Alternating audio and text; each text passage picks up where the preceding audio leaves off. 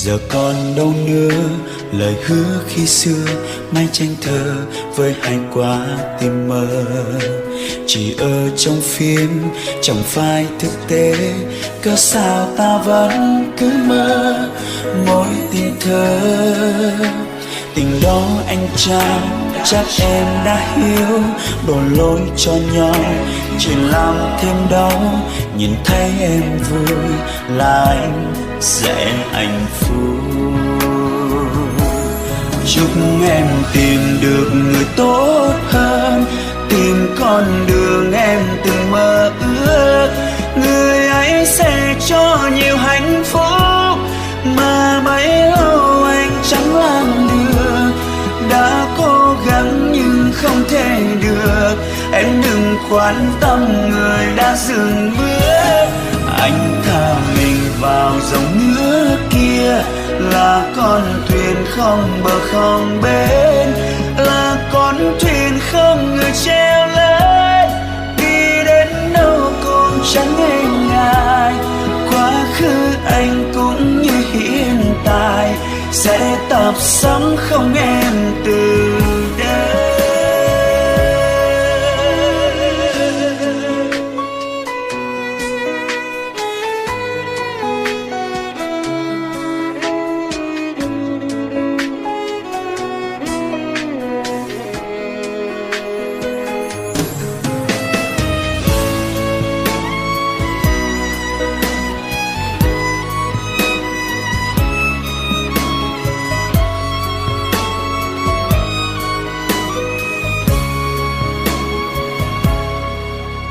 Giờ còn đâu nữa lời hứa khi xưa, mái tranh thơ với hai quả tim mơ.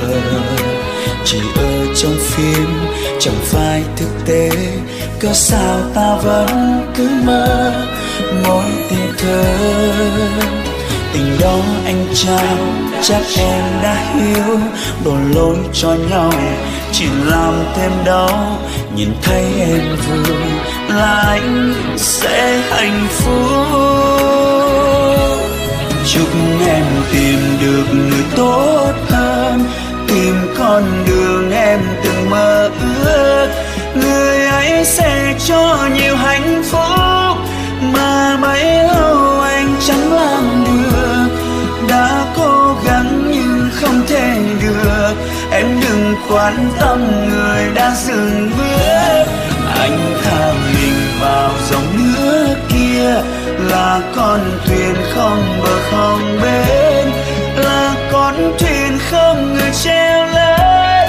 Đi đến đâu cũng chẳng nghe ngại, quá khứ anh cũng như hiện tại sẽ tập sống không em từ đây. Chúc em tìm được người tốt hơn, tìm con đường em từng mơ ước. Người ấy sẽ cho nhiều hạnh phúc mà bấy lâu anh chẳng làm được. Đã cố gắng nhưng không thể được, em đừng quan tâm người đã dừng bước. Anh thầm